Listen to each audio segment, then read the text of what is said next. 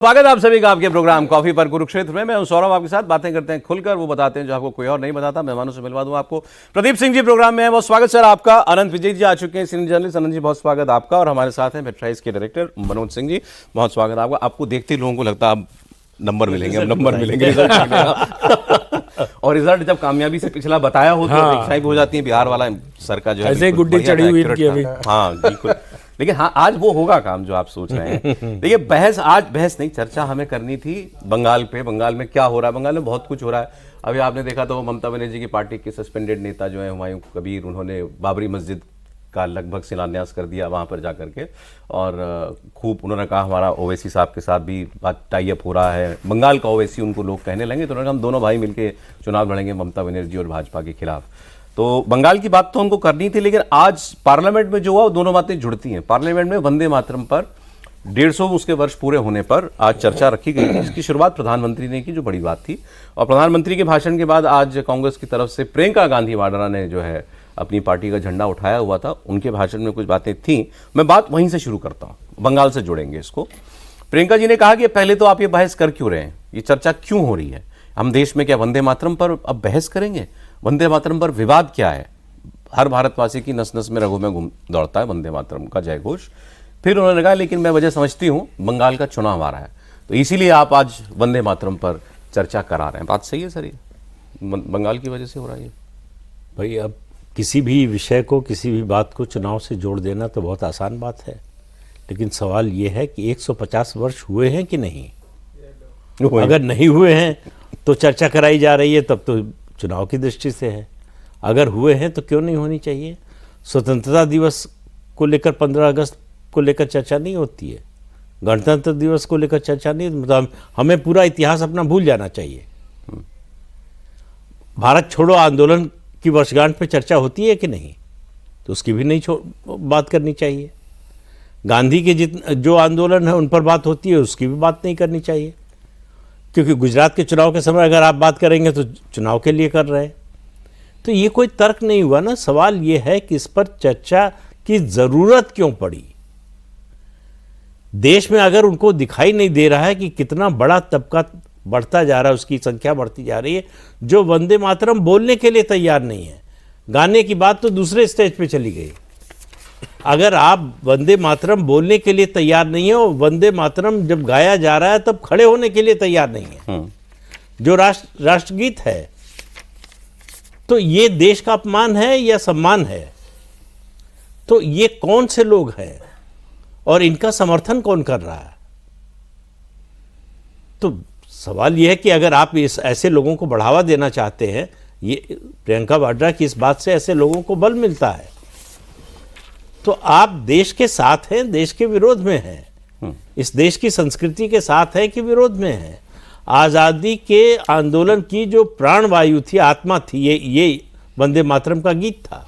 जो आपने सर इस पर विवाद बताया वो बिल्कुल सही है, और वो तो हमारे देश में इस पर रह के वंदे मातरम पर जो कंट्रोवर्सी है वो उठती ही रहती है कि क्यों मुसलमान जो है या उनका एक तबका वंदे मातरम गाना छोड़िए। आपने बिल्कुल ठीक कहा, अब तो ये दो शब्द वंदे मातरम बोलना भी उचित नहीं समझता, उसको लगता है कि मेरे धर्म के, मेरे बिलीफ के अगेंस्ट है।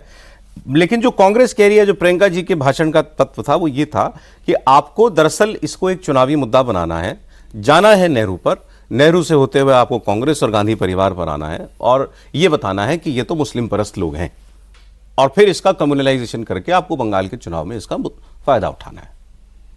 ये काम तो होता ही है इस विवाद से या इस चर्चा से। आज प्रधानमंत्री ने कहा ही ना, विश्वासघात हुआ वंदे मातरम के साथ, नेहरू जी ने किया, क्यों उसके वो नीचे के जो 4 पैराग्राफ थे वो नहीं गाए जाते? ये कहने वाले प्रधानमंत्री क्या स्वाधीन भारत में इकलौते व्यक्ति हैं कि वंदे मातरम का संक्षिप्तीकरण जो किया गया मुस्लिम लीग के दबाव में? ये कहने वाले तो राजा जी ने भी यही कहा। मैं अभी आपसे चर्चा में कह रहा था, 1939 में राजा जी ने पत्र लिखा और उसमें कहा कि जो संक्षिप्तीकरण कर रहे हैं उससे हिंदू मनोवृत्ति, हिंदू साइकी लिखा है उन्होंने, हिंदू मनोवृत्ति कमज़ोर होगी और इससे विभाजन दोनों समुदायों के बीच बढ़ेगा। आप लोगों ने दबाव में आकर ये काम किया है। अच्छा, प्रियंका जी के भाषण पे आते हैं, चलिए इस पे बाद में जाएंगे हम।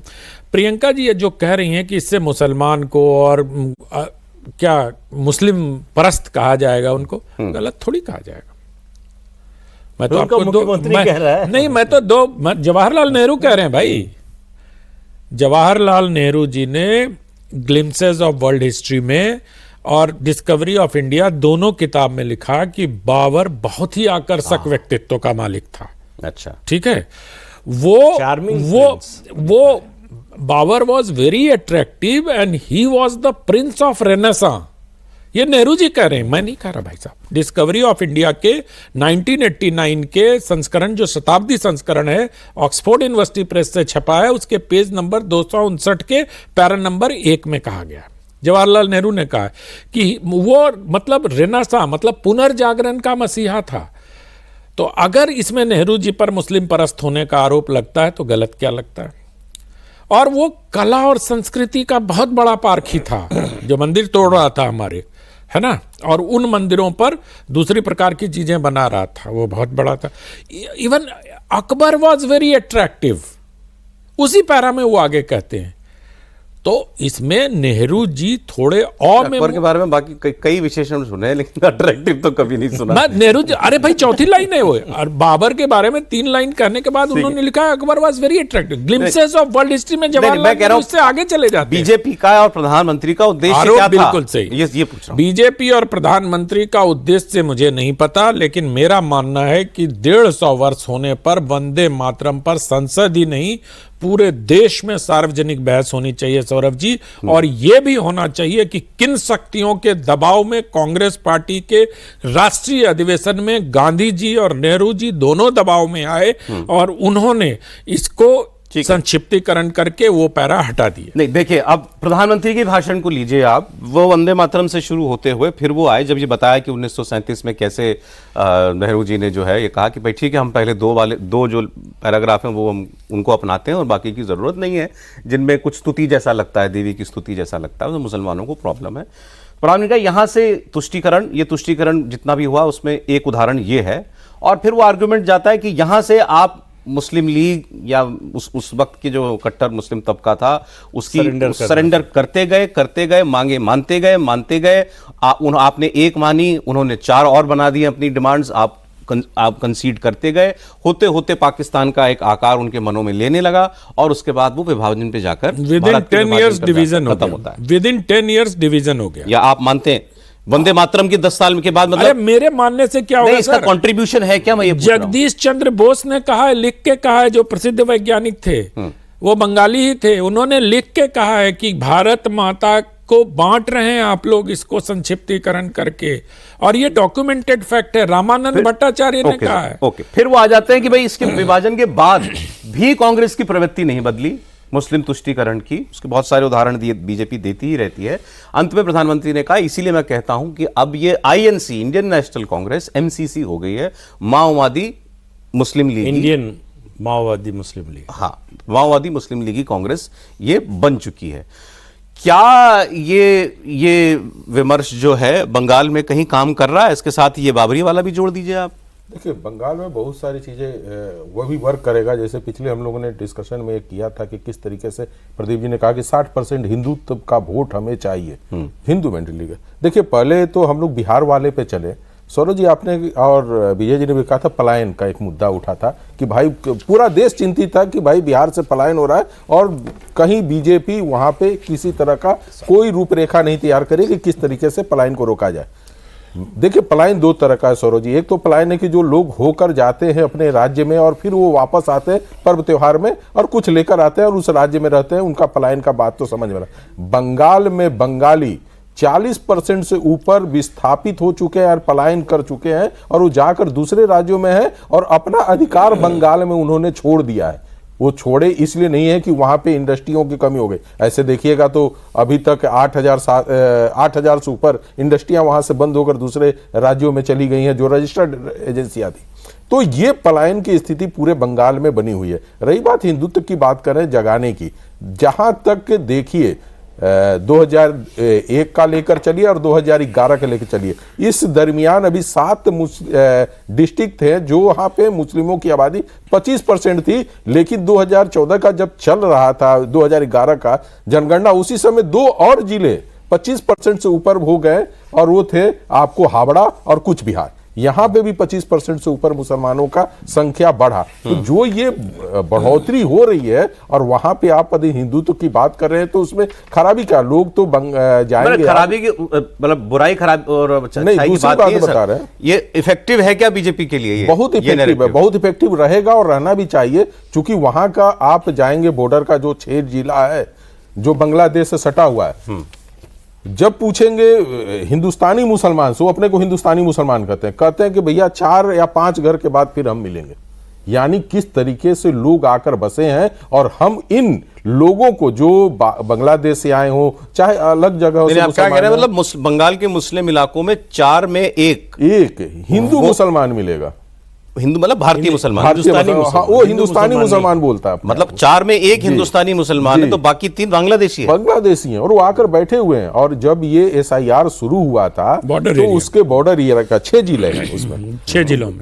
और जब उनसे पूछा जाता है कि भाई आखिर उनका समर्थन क्यों करते हैं, कहें कि ये बताते हैं कि आपके ऊपर जब हिंदू आक्रमण करेगा या सरकार की तरफ से कोई आएगा, तो हम आपके साथ खड़े रहेंगे लड़ने। ये बांग्लादेशी बताते हैं, ये बांग्लादेशी उनको समझाते हैं। इसका क्या सोर्स है सर इस बात का? इसका सोर्स यही है कि हम लोग जब वहां काम करने गए, तो वो इन बातों को शेयर करते हैं। आप लोग खुद बताते हैं, खुद बताते हैं कि इस तरह की चीजें वहां पे।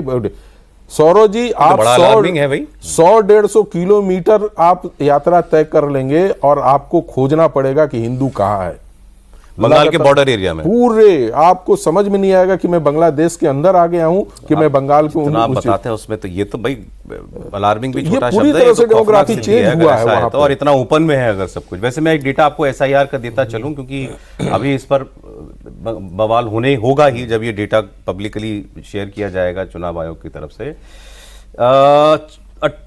लगभग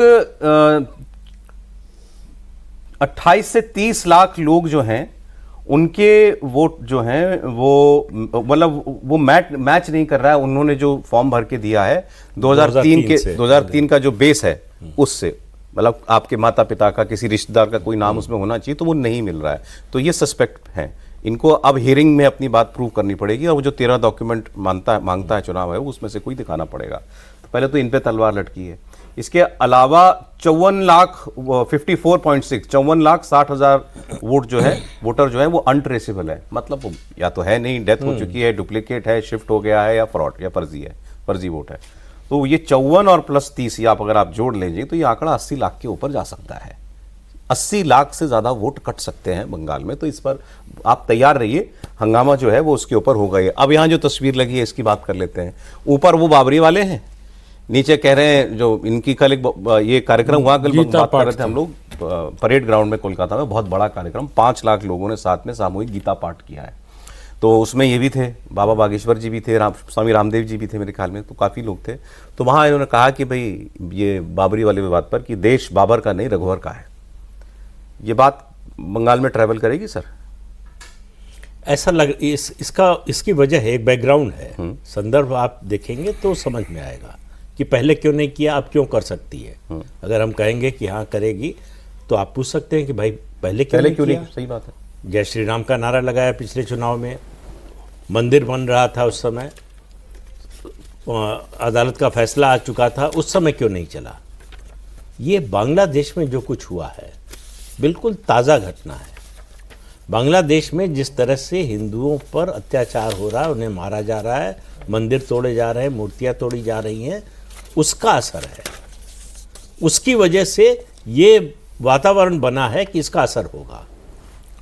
और ये पॉलिटिकल दृष्टि से देखिए तो भी, और नेशनल सिक्योरिटी की दृष्टि से देखिए तो भी ये ज़रूरी है कि आप कम से कम, वही बात है कि शत्रुबोध मित्रबोध, ये 2 चीज़ें तो होनी ही चाहिए। कौन हमारा दोस्त है, कौन दुश्मन है, इसकी पहचान तो होनी चाहिए। क्या करेंगे नहीं करेंगे वो बात की बात है। अगर आपको यही एहसास नहीं है कि आपके बगल में बैठा व्यक्ति जो है छुरी लेकर बैठा है आपको मारने के लिए, तो आप तो कभी नहीं बच पाएंगे। पता तो होना चाहिए, तो आप बचाव का रास्ता भी खोजेंगे। आप कह रहे हैं बांग्लादेश में जो हुआ उसकी वजह से ये बोध आ गया है बंगाल के लोगों में, आना शुरू हुआ है, मतलब ये थिंकिंग शुरू हुई है। अब ये वोट में कन्वर्ट होगा कि नहीं मुझे नहीं मालूम, लेकिन ये थिंकिंग आना शुरू हुई है। और ये केवल बंगाल में नहीं, पूरे देश में इसका असर जो है पूरे देश में हुआ है। क्योंकि अब देखिए समय बदल चुका है, मीडिया बदल चुका है, सब कुछ आपकी आंखों के सामने है। आपके ड्राइंग रूम, बेडरूम, आपके घर में, आपके मोबाइल पर सब कुछ उपलब्ध है। तो ये जो दृश्य दिखाई देते हैं, ये जो घटनाएं होती हैं, इन सब का असर होना शुरू हो गया। और ये जो बाबरी मस्जिद बनाने वाले जो कर रहे हैं वहां पर, इसका अब बाबरी मस्जिद बनाने वाले अगर सही में आनंद जी जो कह रहे थे कि जो है दोनों लोगों का, दोनों भाइयों का जो है समझौता होने वाला है, ओवैसी और हुमायूं कबीर का, तो आप समझ लीजिए कि ममता बनर्जी के लिए संकट हो सकता है। लेकिन मेरा मानना है कि इस तरह से मुसलमान वोट नहीं करता, मैं आज भी नहीं मानता हूं। उसके लिए जहां बीजेपी है वहां बीजेपी को हराना प्राथमिकता है।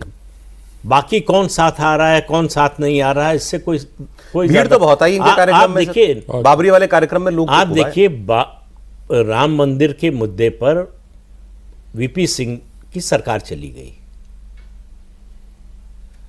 बीजेपी की बात नहीं मानी, और रथ यात्रा चल रही थी, आडवाणी जी ने बिहार में ही थे, वहीं से जो है पत्र लिखा राष्ट्रपति को और जो है समर्थन वापस ले लिया। लेकिन जब चुनाव हुआ तो मुसलमानों ने कम से कम उत्तर प्रदेश की बात मैं कह सकता हूं मुलायम सिंह यादव का साथ दिया, बीपी सिंह का नहीं दिया। वो तो बाबरी मस्जिद गिरने के बाद भी सरकार बीजेपी की नहीं बनी। नहीं बनी। तो और बिहार में तो कभी इस मुद्दे का असर ही नहीं हुआ। ये पहला चुनाव है जब इस मुद्दे का कुछ असर दिखाई दिया है। तो भाई बाबरी मस्जिद गिरने के बाद आप देखिए न केवल बीजेपी की 4 सरकारें हैं, उत्तर प्रदेश की सरकार को आप फिर भी जिम्मेदार मान लो। बाकी 4 सरकारें भी गिरी। बाकी 3 आप कह रहे हैं कि बंगाल में भी मुसलमान ऐसा कोई इमोशन में बह जाएगा और इनकी तरफ चला जाएगा, अरे हमारी मुझे लगता नहीं, शहीद हुई मस्जिद दोबारा खड़ी कर रहा है। इंडिविजुअल्स की बात अलग है, कहीं किसी कॉन्स्टिट्यूएंसी हाँ, इन जनरल नहीं जाएगा। जनरल नहीं होगा, नहीं होने वाला है। वो ममता बनर्जी के साथ रहेगा। मालूम है कि अगर बीजेपी को कोई रोक सकता है तो ममता बनर्जी। आपके डेटा में कहीं दिखता है ऐसा? नहीं, मैं थोड़ा सा डिफर कर रहा हूं। जैसे क्या कि जैसे मैंने हिंदुस्तानी मुसलमानों की बात कहा, यदि इस तरह का होता है और बाबर के साथ लोगों का खड़ा होना, तो क्या होगा कि जो लोग त्रस्त हैं, जो बीजेपी के साथ नहीं आ सकते हैं लेकिन वो चाहते हैं कि ममता से भी हमको दूरी बनाना है, उनके लिए एक ऑप्शन बनेगा। एआईएमआई के साथ जब इनका तालमेल होगा तो वो इनके साथ खड़े होंगे कि चलो मेरे। आप देखिए बिहार का, देखिए पहले तो यही बता दीजिए मुझे कि बंगाल में वो कौन सा मुसलमान है जो ममता बनर्जी के साथ नहीं देना चाहता? नहीं देना चाह रहा। जो हिंदुस्तानी मुसलमान परेशान है बांग्लादेशी मुसलमानों, चाहे जितना परेशान है। ये असम में भी यही समस्या है कि वहां के जो मूल मुस्लिम निवासी हैं वो बांग्लादेशी मुसलमानों से परेशान हैं, लेकिन जैसे ही वोट का सवाल आता है बीजेपी के परेशान होकर बीजेपी को थोड़ी वोट दे देगा, ये मानने के लिए तैयार है। ये नहीं कह रहा हूं कि बीजेपी को देंगे, वो बाबर के साथ चलेगा, किसी और को भी दे देगा। अरे किसी और को देने का मतलब है बीजेपी को सत्ता में। लेकिन आप बिहार में देखिए, बिहार में पिछली बार 3 पार्लियामेंट जीतकर कांग्रेस आई थी, उसमें से कटिहार भी था और किशनगंज था। ये दोनों एआईएमआई ने जीता, जबकि इसके 6 में से 5 विधायक ऑलरेडी भाग चुके थे। इस बार उसने 5 जीता है और 2 पे उसने सेकंड स्थिति है। आज के डेट में बिहार में पार्लियामेंट का चुनाव होगा, वहीं तो बंटवारा होगा मुस्लिम वोट में, जहां बीजेपी चुनाव में नहीं होगी। नहीं, लेकिन जिस कॉन्स्टिट्यूंसी में नहीं होगी वहां बंटवारा हो जाएगा। हाँ, तो कुछ इस तरह जहां बीजेपी होगी वहां बीजेपी इतना तो उन्होंने कहा ना कि वो हम एक जनरल बात कर रहे हैं, वो कुछ पॉकेट्स में हो सकता है। किसी इंडिविजुअल के लिए कोई कुछ कर दे। दूसरी बात बता रहे हैं कि कम से कम इन्होंने हिंदुत्व को जगाने के लिए जो 5 लाख की संख्या जो बताई जा रही है, और जो मैदान भी है काफी बड़ा है, 3 लाख भी हो सकते, 4 लोग, इतने लोग इकट्ठा मुझे नहीं लग रहा कि बंगाल के कभी इतिहास में 15 साल का तो कम से कम मैं बता सकता हूं कि हिंदुत्व के नाम पे और हिंदू धार्मिक कार्यों के लेकर इतने लोग आए हुए थे। तो इनका होगा। दूसरी बात है कि बंगाल, आप बिहार में 10% का वोट शेयर नहीं था, वहां क्या 0.02 था दोनों पार्टियों में, अपोजिशन और विपक्ष में। लेकिन यहाँ 11% पिछले चुनाव के नतीजे जी, और यहाँ पे 11% का डिफरेंस है। तो ये बीजेपी के लिए चैलेंज है कि हम एक कैसे वोट लेकर आएंगे। उस पर तो मैं आता हूँ। वो तो आपने कहा ही ना कि उनको टोटल हिंदू वोट का 60% चाहिए कम से कम, बीजेपी को अगर सत्ता में उनको आना है तो। सर जरा इनकी बात कर लें, शास्त्री जी की। शास्त्री जी किस चीज के प्रतीक आज देश के अंदर बन गए धीरेन्द्र शास्त्री जी जो हैं, और क्या बात तो ये अपनी खुल के कहते हैं, वो इतना ही नहीं कहते हैं बीजेपी को वोट करो, ये इन्होंने कभी नहीं कहा, किसी पार्टी के लिए कभी नहीं कहा, लेकिन हिंदू राष्ट्र मुझे बनाना है, और जिस आक्रामकता के साथ वो ये बात करते हैं तो जो इनके साथ जाएगा वो सब समझ ही सकते हैं कि वो किसका वोटर है। लेकिन क्या वो जो एक जब एक ट्रांजेंट करता है आदमी कि मेरी बात अब वोट में बदलने लगे, वहां पहुंचे हैं क्या ये? भाई जहाँ जहाँ संतन के चरण पड़ रहे हैं, जैसे बिहार में भी इन्होंने गांधी मैदान में कार्यक्रम किया था, आप याद करिए। मैं तो, मेरे पास कोई डाटा नहीं है मनोज जी की तरह, लेकिन मैं तो डॉट्स जोड़ता हूँ। बिहार चुनाव के पहले एक बहुत बड़ा सम्मेलन अश्विनी चौबे ने गांधी मैदान में कराया था, जिसमें बागेश्वर धाम स्वयं उपस्थित थे। ठीक है, मनोज तिवारी भी एक दो बार इनको बिहार ले गए थे। तो इनके जो भक्त हैं, जो मैंने देखा है, वो इनके भक्त के लिए बाबा के बात एकदम ब्रह्म वाक्य है, जो इनका भक्त है, और इनके भक्तों की बड़ी संख्या है। और इनके साथ एक अच्छी बात यह है बागेश्वर बाबा के साथ कि ये कोई फिजूल बात नहीं करते, कोई लूज टॉक नहीं करते। इनका अपना एक थॉट है कि हमको हिंदू राष्ट्र बनाना है, हिंदू जागृति कराना है, उसी पर लेके, ये दो चीज पर लेके चलते हैं बस। उसके अलावा कोई बात नहीं करते ये, ना कहीं कोई राजनीति की बात करते हैं, ना कांग्रेस को कभी बुरा भला करते हैं। जैसे अन्य कुछ एक आध शंकराचार्य हैं ना, जो बीजेपी को कोसते ही रहते हैं, है ना, वो तथाकथित शंकराचार्य अभी मतलब विवादित है, उनका शायद शंकराचार्य कोर्ट में मामला है उनके टाइटल का। कभी मुस्कुराते भी नहीं है। हाँ, मतलब जो भी है, और प्रधानमंत्री उनको बड़े विनम्रता से नमस्कार भी करते हैं। तो मैं सिर्फ ये कह रहा हूँ, अखिलेश यादव पिटवाते हैं फिर भी समर्थन करते हैं। ये गैर राजनीतिक तरीके से अपनी बात कहते हैं, लेकिन इनकी बातों का बहुत गहरा असर होता है। क्योंकि मैंने ये देखा है, जो बंगाल की बात आप लोग कर रहे थे हिंदू का, वहाँ एक बहुत पुराना परिवार ठाकुरबाड़ी में रहता है कलकत्ता में। हमने उनके वो महिला से बातचीत कर रहा था मैं उनसे, तो उन्होंने कहा कि अब मैं क्या बताऊं, मैं तो ममता दीदी को ही दूंगी, किसी और को नहीं दूंगी, लेकिन इसका क्या करूं, ये रोज घर में ब्रेन वॉश करता है आके, इसका मतलब पति का, कि देखो ये हिंदुओं की क्या हालत हो रही है, कितनी बुरी गत बन गई, बांग्लादेश में मंदिर तोड़े गए, इस्कॉन वाले को पीटा, है ना। तो ये इस्कॉन और रामकृष्ण मिशन का भी बहुत वहां हिंदू साइकी पे असर है। वो जो बात सर ने कही कि बांग्लादेश का असर, जो बात प्रदीप जी कह रहे थे, तो वो सारी बातें एक कहीं ना कहीं से माहौल बनना शुरू हो गया, जो बीजेपी को प्लस करेगा। अच्छा देखिए, ये हम लोग बात, अब ये फैक्ट है, इसमें कोई बहस वाली बात नहीं है कि मुस्लिम मानस बनाने में मुस्लिम धर्म गुरुओं का बहुत बड़ा रोल होता है। कई लोग तो कहते हैं कि इलेक्शन के टाइम पे जो है रोल होता है, फतवे निकलते हैं कि इसको वोट देना है, इसको नहीं देना है, हर शुक्रवार को। तो वो रोल, वो बहुत बड़ा रोल प्ले करता है मुस्लिम धर्मगुरु, मुस्लिम माइंड को कंट्रोल करने में या इन्फ्लुएंस करने में, कंट्रोल भी नहीं कहूं तो मैं, हिंदुओं में ऐसा कभी कोई रहा नहीं। केवल इसकी बात क्यों करते हैं? दिन में 5 बार जो नमाज पढ़ते हैं उसका अनुवाद कर लीजिए। मैं अभी केवल पॉलिटिकल इन्फ्लुएंस की बात कर रहा हूं। इस्लाम एक पॉलिटिकल रिलीजन है, इस बात को स्वीकार करना पड़ेगा। मैं कह रहा हूं सर, हिंदुओं में क्या कभी किसी व्यक्ति का इतना प्रभाव रहा है? कोई नाम आपको याद आता है? क्योंकि अब हम इंडिविजुअल को डिस्कस कर रहे हैं, और सर ने कहा कि इनके भक्तों की संख्या भी बहुत है और वो इनको मानते हैं और इनके कहने पर चलते हैं। तो क्या कोई उदाहरण है ऐसा कि कोई हमारा एक धर्मगुरु खड़ा हो जाता और कहता कि इस बार इस पार्टी के साथ चलना है, तो लोग चलते? ऐसा कोई उदाहरण है नहीं कि किसी हिंदू धर्मगुरु ने अपील की हो, मुझे तो याद नहीं पड़ता। जिस तरह से जामा मस्जिद के शाही इमाम, तथा कथित शाही इमाम जाते थे, लोग वहां मत्था टेकते थे और वो कहते थे कि चलो इस बार वीपी सिंह को वोट दिया जाएगा। तो उस तरह से मुझे नहीं याद है सर कोई उदाहरण कोई हिंदू नहीं, व्यक्ति का तो नहीं, व्यक्तियों का जरूर। अयोध्या आंदोलन पूरा जो है संतों के सहारे चलाया अशोक सिंघल ने। जितने बड़े पैमाने पर भारत के संतों को उन्होंने इकट्ठा किया, वो इतिहास में दूसरा नहीं मिलता। वो केवल उसका उदाहरण, अगर आप उसकी तुलना अगर आप कर सकते हैं तो 1857 से कर सकते हैं। सन्यासियों ने जब जागरण का काम किया और सीधे पार्टिसिपेट किया।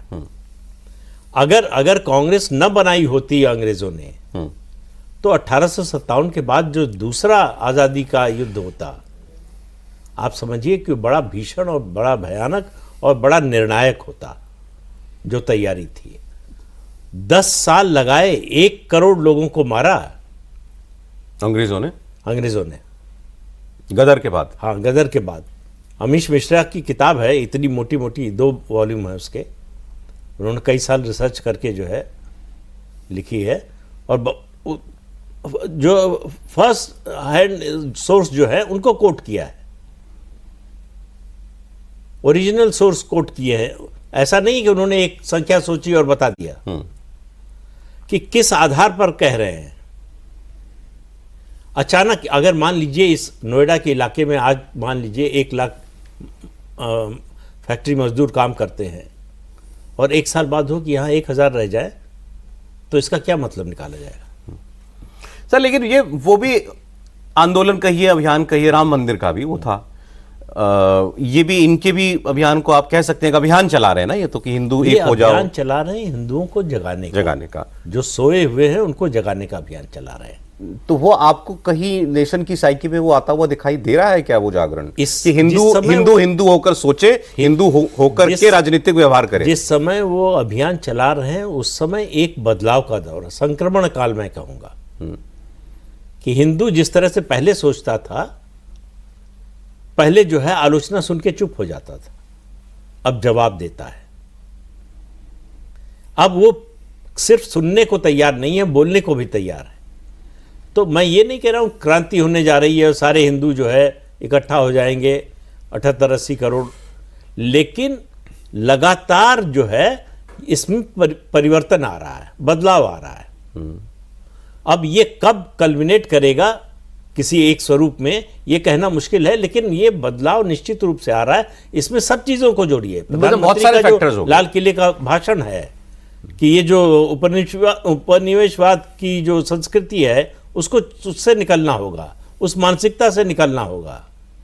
ये जो वंदे मातरम पर आज चर्चा हुई है वो भी उसी सभी है। सारी चीजें हैं। वैसे भी सर सोसाइटल चेंज जो होते हैं ना वो कालखंड बहुत लंबा लेता बहुत है, ग्रेजुअल होते हैं, तो वो अभी तो लंबा लगेगा। लेकिन आप लोगों ने कहा कि बंगाल में भी उसकी शुरुआत हुई है। बंगाल अगर वो देश में हो रहा है तो ऐसा नहीं कि बंगाल उससे छूटा रहेगा।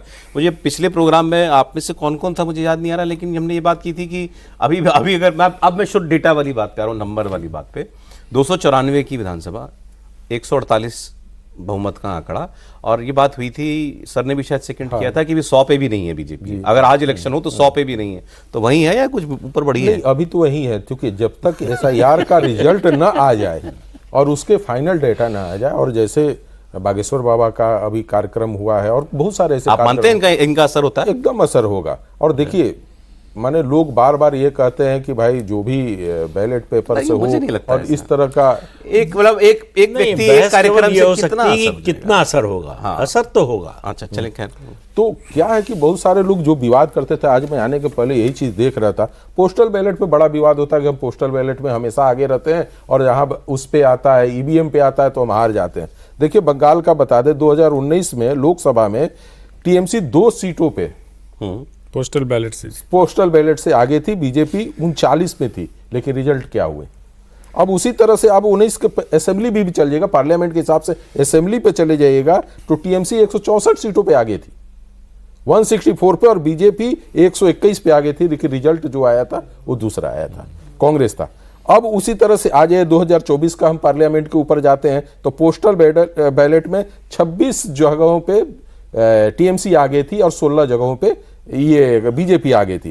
पोस्टल बैलेट में कोई पार्टी आगे हो जाए वो एक अलग चीजें हैं जो बार बार ये कोई लोग, इंडिकेटर नहीं। हाँ, इंडिकेटर नहीं है। और ये लोग बार बार, जैसे बिहार में भी अभी चिल्लाया गया, उत्तर प्रदेश के चुनाव में भी 2022 वाले में कहा गया कि हम पोस्टल बैलेट में तो जीतते जा रहे थे, और जहां हम EVM पे आते हैं भाई तो वो तो बात की बात होगी, वो तो वोट है जी। यहाँ तो ओपिनियन पोल पर हो रहा है, पोल पे भी विवाद उठ ओपिनियन जाते पोल, एग्जिट पोल हमको जिता रहे थे और आपने हरा दिया। तो अच्छा, पार्लियामेंट में हम लोग जिता रहे थे तो बीजेपी को, और वो जीती नहीं तो लोग उस पे भी विवाद करते हैं। आपकी बॉटम लाइन ये है ना कि अभी SIR के ही भरोसे है बीजेपी? देखिए, SIR के भरोसे नहीं है, बीजेपी के बहुत सारे वो पैमाना बनेगा उस समय जीत का, आदि जीतती है तो या बढ़ती है तो। ये सिर्फ SIR नहीं, अभी उस दिन हम लोग बोल रहे थे कि एक अनुमानतः 80 से 1 करोड़ तक लोगों का, 80 लाख से 1 करोड़, वो तो बताया हमने, और ये आंकड़े अब आए, जबकि उस समय आ रहा था कि 35 लाख। आपने उस दिन कहा था 1 करोड़ के आसपास, ठीक है, 1 करोड़ के आसपास, तो ये डाउटफुल होगा, डाउटफुल होगा। तो ये चीजें आने दीजिए, जब ये आएगा, चूंकि इसका असर तो बिहार में दिखा ना भाई भैया ऑलमोस्ट। SIR का जो इम्पैक्ट होगा SIR के डर का इम्पैक्ट ज्यादा होगा। ये 10% से के करीब वोट हो जाएगा, ज्यादा ही वोट हो जाएगा, और वो बॉर्डर पे दिख रहा है इलेक्टोरेट का। ये जो भाग रहे हैं ये SIR हो गया इसलिए नहीं भाग रहे हैं, उसके पहले भाग रहे हैं। ममता बनर्जी ने बड़ा मजेदार बयान दिया कल। उन्होंने कहा कि ये ब्लैकमेल करता है, ये बीजेपी वाला कौन? अच्छा, ये SIR के नाम पे ब्लैकमेल करता है कि SIR नहीं कराएंगे तो राष्ट्रपति शासन लगा देगा, गवर्नर रूल लगा देगा। लेकिन उन्होंने ये तो माना, उन्होंने अगर ये कहा है, अगर वो मानती है ये, ममता बनर्जी को इस बात का बहुत डर है, वही मैंने कहा, इसलिए हिंसा को बढ़ने नहीं दे रही कहीं। वो डर है कि राष्ट्रपति शासन क्या करते क्या हैं ये, जिस तरह से काम करते, ये SIR का बहुत ज़्यादा इम्पैक्ट नहीं होगा, मैं कह रहा हूँ। उसकी वजह यह है कि बीजेपी को BLA नहीं मिल रहे हैं। BLA को डर है कि भाई आज हम आपके साथ काम करें, कल को जो है ममता बनर्जी फिर आ गई। अभी भी ये हालत है वहाँ, अब भी हालत है, बिल्कुल हालत है। वो तो हमने देख ही लिया। उनके स्टेट प्रेसिडेंट ने शिकायत की ना जब चुनाव आयोग को कि तुमको 2200 बूथ पे एक भी डाउटफुल आदमी नहीं मिला। मतलब जितने फॉर्म गए थे सारे के सारे वापस आ गए।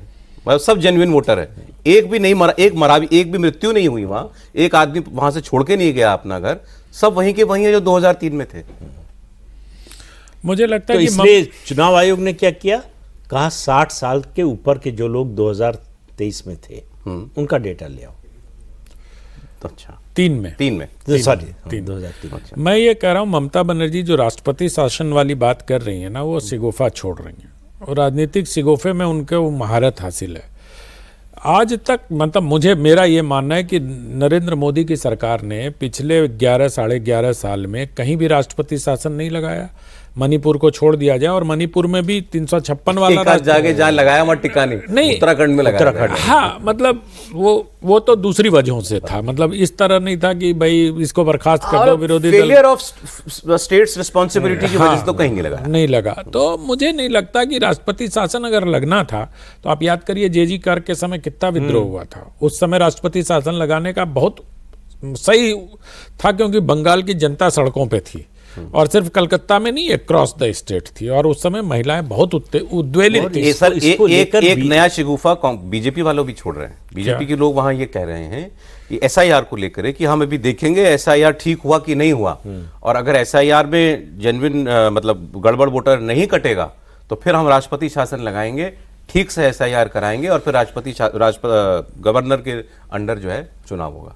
वहां का गवर्नर ही कैसा है जिसके अंदर चुनाव होगा?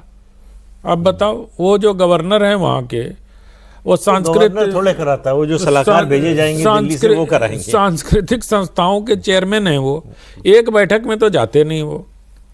लेकिन ये ठीक बात कह रहे हैं कि राष्ट्रपति शासन में जो, जैसे KJ राव ने कराया था बिहार में, अगर आपको याद हो, लोग बेवजह TN सेशन को श्रेय दे देते हैं बिहार के चुनाव को ठीक करने का, वो KJ राव को श्रेय है। और KJ राव ने बिहार का चुनाव एकदम ये सब हो सकता है क्या बंगाल में? मुझे लगता नहीं है सर, बंगाल में ऐसे ही चुनाव होंगे। एक समय बीजेपी का वर्कर ही पार्टी से बहुत नाराज था कि राष्ट्रपति शासन क्यों नहीं लगा रहे चुनाव के तुरंत बाद। हाँ, तो उसके बाद अमित शाह गए थे, पार्टी की बैठक की, कहा इस गलतफहमी में मत रहो कि दिल्ली के भरोसे चुनाव जीतोगे। ममता बनर्जी कैसे जीती?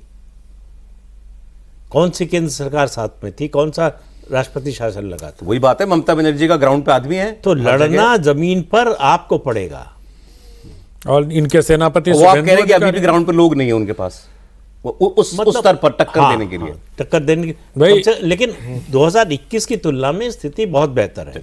तो सर अभी जो हमारा पिछला कार्यक्रम हुआ था उसकी तुलना में स्थिति बीजेपी की कुछ बेहतर हुई है कि नहीं है, इतना मुझे बताते चलिए सर, बस 10-10 सेकंड। स्थिति बेहतर हुई है और बेहतर और होगी। और जैसे कुछ बिहार का जो एरिया है और हावड़ा का है, वहां पे जहां 25% मुसलमान बढ़े और ये कटेगा ना, तो बीजेपी का ग्राफ ऊपर जा रहा है या समतल है या नीचे जा रहा है? नहीं, नीचे तो नहीं जा रहा, ऊपर ही जा रहा है। हमारे ख्याल से बीजेपी अगर आज चुनाव हो जाए तो 100 के आसपास है। इन्होंने कुछ तो 77 से 100 के आसपास। नहीं, बिल्कुल ग्राफ निश्चित रूप से ऊपर जा रहा है। अच्छा। लेकिन उसकी जो रफ्तार है ऊपर जाने की, वो सरकार में आने वाली, अभी तक तो नहीं है। अभी अमित शाह जी ने एक्सीलरेटर, अप्रैल में चुनाव हो रहा है तो ऐसा नहीं लग रहा कि उतनी तेजी पकड़ी है। चलो साहब, ये तो आप पता चलेगा अभी जब सर मनोज जी कोई सर्वे देंगे हमको कुछ एक हफ्ते में, तो पता किसी चलेगा। को एक्सीलेटर पे पांव तो रखना पड़ेगा ना। अभी एक्सीलेटर पे पांव रखने वाला वहां उतरा नहीं है। चले सर, ये थी आज बंगाल की बात और वंदे मातरम पर हुई चर्चा की बात, कांग्रेस के आरोपों की बात और प्रधानमंत्री के कटाक्ष की बात। बहुत शुक्रिया